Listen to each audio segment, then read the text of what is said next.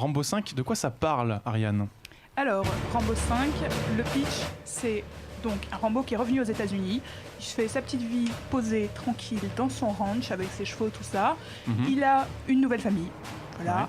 Il vit avec sa domestique mexicaine, Maria, et la petite fille de celle-ci, qui s'appelle Gabrielle.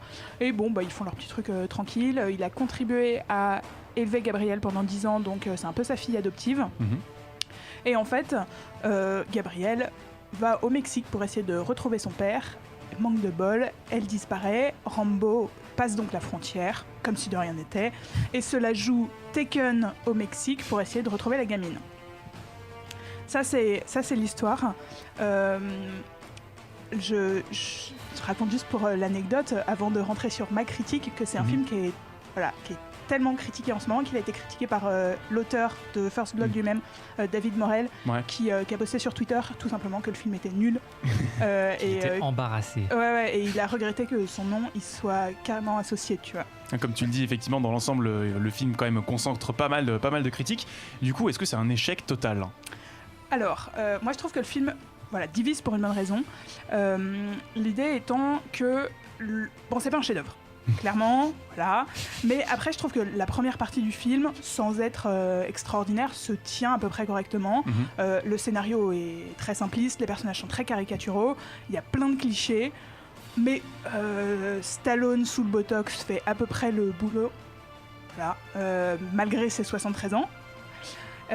C'est après que le film dérape, Rambo déboulonne, mais déboulonne, et on a droit à une espèce d'avalanche de gore, de pièges et de massacres pas toujours hyper convaincants dans des tunnels, parce que c'est ce que Rambo fait ces dernières années pour s'occuper, à part élever des chevaux, il creuse des tunnels.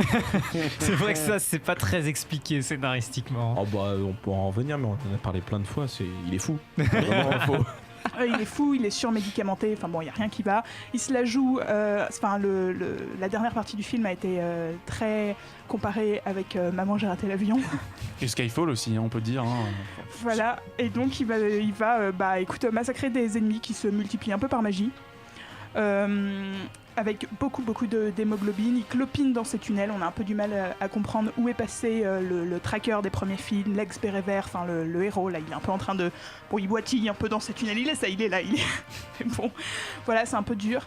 Et puis j'ai trouvé que surtout, on a vraiment l'impression d'avoir deux films, c'est-à-dire que t'as la première partie, t'as Taken, quoi, et ensuite t'as tes massacres à la suite, qui sont très honnêtement pour moi pas franchement réussis. Pas totalement raté si tu viens pour voir une série Z avec de l'hémoglobine bon marché, quoi. On a parlé des premiers films, on a parlé de leur message. Tu dis qu'apparemment on a deux films en un. Est-ce que dans l'une des deux moitiés du film, on retrouve, disons, la portée thématique des œuvres d'origine ? Tu vois, tout à l'heure on parlait de John Rambo, de ce qu'il avait essayé de faire dans le 4e film. Pour moi, il essayait un peu de revenir à ça. Il avait réalisé lui-même le film, il avait essayé de faire passer un message, tu vois. Surtout, il avait tenté d'apporter une vraie conclusion à la saga à la fin du 4e film, c'est ce boulot-là. Le cinquième, non, il essaye de relancer un truc qui avait rien demandé, qui était tranquille depuis 10 ans. Comme lui dans ses films, en fait. Rambo avait rien demandé.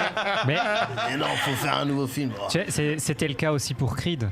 Et c'est pas pour ça que c'était pas réussi. Ouais. Donc tu peux toujours, mais le problème c'est le résultat. C'était pas à son initiative, je crois. Non, c'est possible. Ça, je t'avoue, je ne sais pas. Ouais, du coup, il avait rien demandé. Le film tente l'hommage, réussit pas. Franchement, pour moi, il passe à côté. Il manque d'âme, beaucoup. Et puis, il n'arrive pas à savoir ce qu'il veut raconter, en fait, ce film. C'est-à-dire que c'est un film d'action, mais toute la première partie du film, il n'y en a pas beaucoup. Enfin, il va taper un ou deux mecs au Mexique, mais ça n'a rien à voir avec le déchaînement de violence qu'il y a ensuite, dans les 15 dernières minutes. Il tente de d'émouvoir, mais il y a des personnages qui sont hyper caricaturaux, donc on est un peu en mode, ok, il arrive ça, mais bon. Le père. Est catastrophique. Il essaye d'être ultra gore, mais moins bien que le 4e, je trouve. Il s'en donne pas trop les moyens. Il abandonne un peu les principes de Rambo, quand même. Puis de suite que, au début, il épargnait les innocents, tout ça. Maintenant, il bute tout le monde, il s'en fout, c'est pas grave. C'est la revanche, on est là pour ça. Et puis, il essaye d'apporter une nouvelle conclusion à la saga, qui en avait déjà une. Et puis, il n'y arrive pas, en fait. Il nous termine le film avec un monologue qui renvoie un peu à celui du premier, sauf que celui-ci est très mal écrit. Et en fait, tout ce qu'il il essaye de toucher du doigt est inabouti.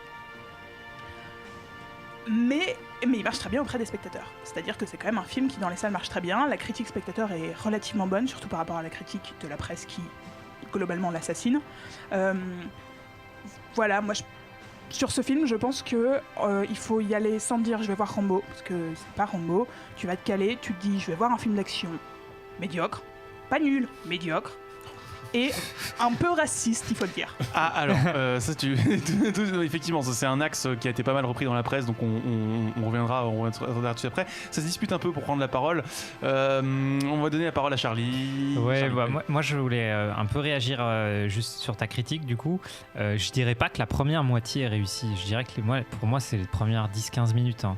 Parce qu'au début, effectivement, je savais que le film s'était fait assassiner. Je me suis dit, tiens, c'est pas trop mal, c'est simple, mais je trouve que Sylvester Stallone, à lui tout seul, avec un scénario médiocre, voire moyen, et une mise en scène médiocre, ça l'aurait fait, parce qu'il a vraiment une présence, il incarne un truc très fort, je trouve, dès qu'on le voit à l'écran.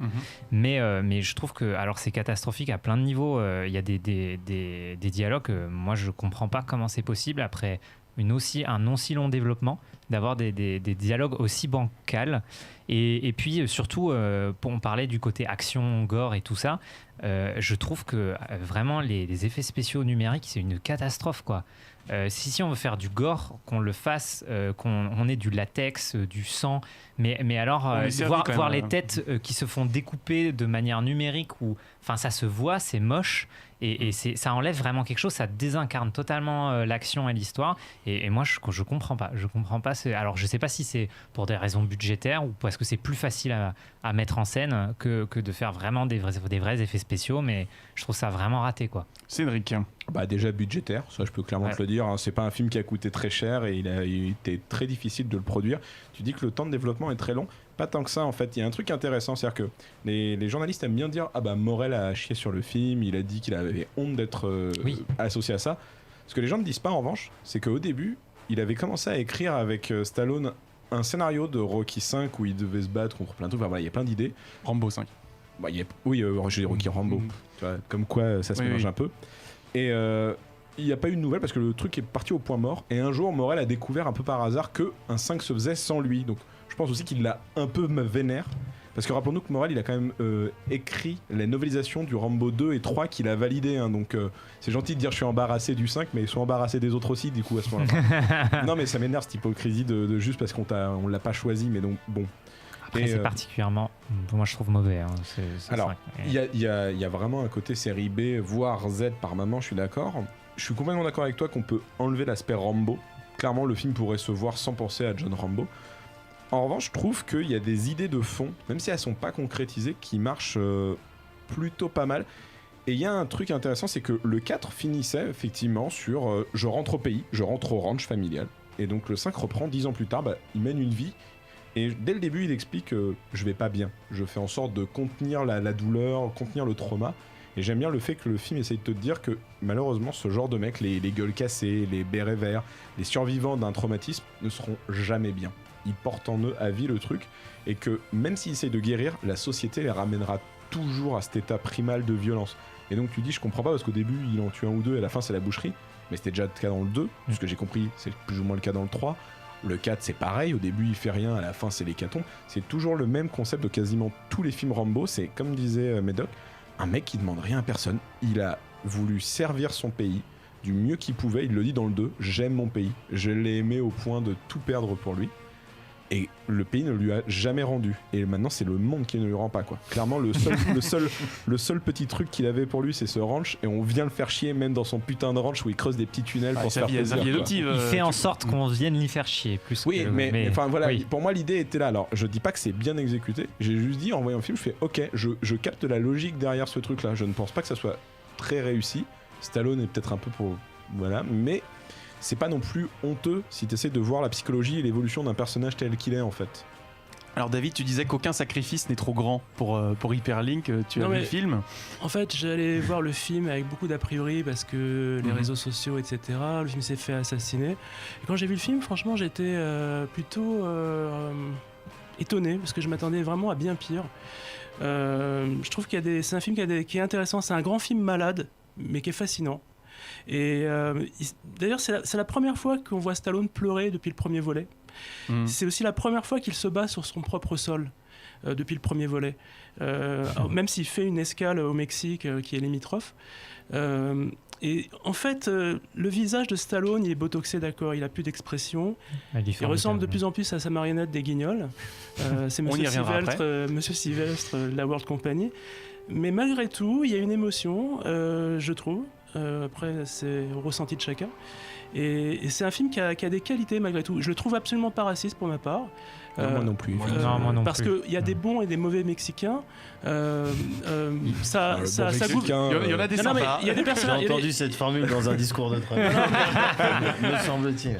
Non, mais ce que je veux dire, c'est que sa gouvernante, qui est mexicaine, il a une très bonne relation avec elle. Sa fille adoptive, il la considère comme sa propre fille. Il y a un personnage de journaliste qui est joué par Paz Vega, une journaliste mexicaine, qui est aussi qui est très bien comme qui est un personnage positif. C'est pas du tout assez développé. Et il n'est pas développé, mais pas pour autant qu'il est mauvais. C'est juste ça. Non, le personnage est pas mauvais, mais on passe à côté de ce qui pourrait être, quoi. Mais ça s'appelle pas Paz Vega, ça s'appelle Rambo. Je veux pas voir Paz Vega, je veux voir Rambo tuer des gens. Et voilà, moi personnellement, je trouve que le film a un intérêt et on parle de scènes gore tournées, qui ont été conçues en numérique, etc. Mais je vous signale que dans John Rambo, l'épisode précédent, toutes les séquences gore du film sont faites en numérique également. C'est-à-dire que quand on parlait des gens tranchés en deux, etc., c'était des jets de sang numérique également. Donc voilà, pas plus ni moins. Pierre, Médoc. J'ai pas vu, moi. Ah, tu l'as pas vu? Non. Est-ce que t'es hypé après avoir vu les images et entendu tout ce qu'on a dit? Je le verrai de toute manière. Peut-être pas au cinéma, à la maison, mais je le verrai. Ouais. Pierre? Moi, j'ai kiffé. En fait, je m'attendais pas à grand chose. Et j'avoue que le film a plein de défauts. Je suis d'accord. Mais je trouve qu'en fait, on dirait un de ces sous-Rambo italiens des années 80 où ils respectaient pas tout à fait la mythologie, voilà, ils inventaient d'autres histoires autour et aussi j'ai été très touché par il y a une scène quand même où Rambo est en difficulté, il a l'air sûr de lui. Il touche à une impasse. Ouais, et ça se passe pas bien et j'ai l'impression, je peux me tromper, que c'est la première fois qu'on le voyait vulnérable. Voilà, et un peu rouillé, quoi.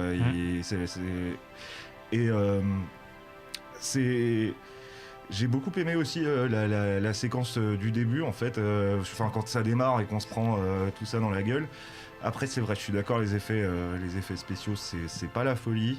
Après, c'est vrai aussi que je trouve pas que le film soit raciste non plus.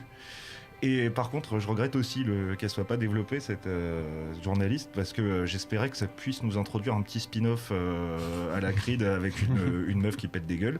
Mais ouais, le film est malade, mais pour moi, c'est pas une conclusion, en fait. La conclusion, effectivement, est déjà venue avec John Rambo. Là, on a l'épilogue, en fait. Si t'as envie de savoir ce qu'il est devenu, ce qui peut lui arriver, c'est ça qui lui arrive. Voilà, mais...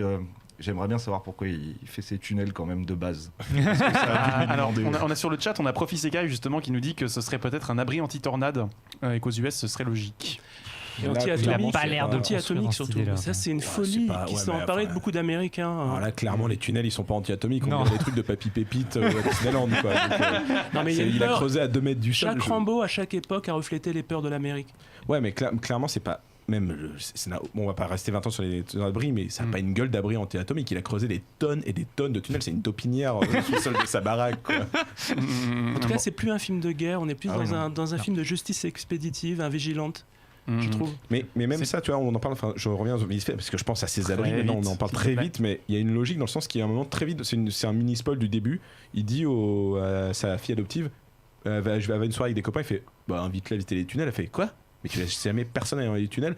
Et je me dis, clairement, moi je pense qu'il y a un délire sur le fait que ce mec est vraiment traumatisé, mais dans le sens fou. Il a besoin de se sentir, il peut se sentir en sécurité que dans la terre, dans les trucs sales. Il a besoin d'être enfoui. Il y a un truc psychologique. Je dis pas que c'est réussi une fois de plus, mais je trouve que vraiment le film se tient dans le sens que serait devenu ce personnage une fois rentré au pays. Est-ce qu'il peut vraiment être sain? Parce que la fin du cadre, c'est une conclusion. C'est une conclusion très positive. Moi, je suis pas sûr que ce mec, il peut vraiment devenir éleveur chevaux pendant 20 ans, quoi. On a Philippe Gage sur le chat qui nous dit: mais non les gars, il y a une symbolique freudienne évidente dans ces tunnels. Rambo va mal, il plonge au cœur de son ça et de sa psyché malade.